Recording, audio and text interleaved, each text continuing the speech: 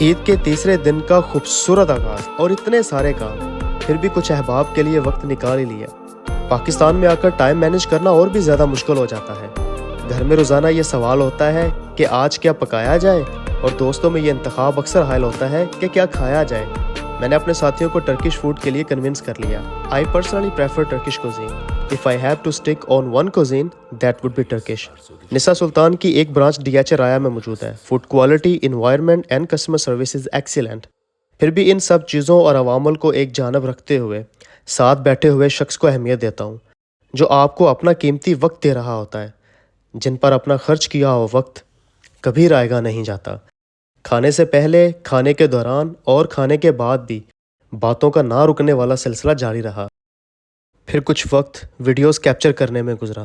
بالآخر مصروفیات سر شام ختم ہوئیں اور ڈوبتے سورج نے بھی گھر لوٹنے کا پیغام دے دیا۔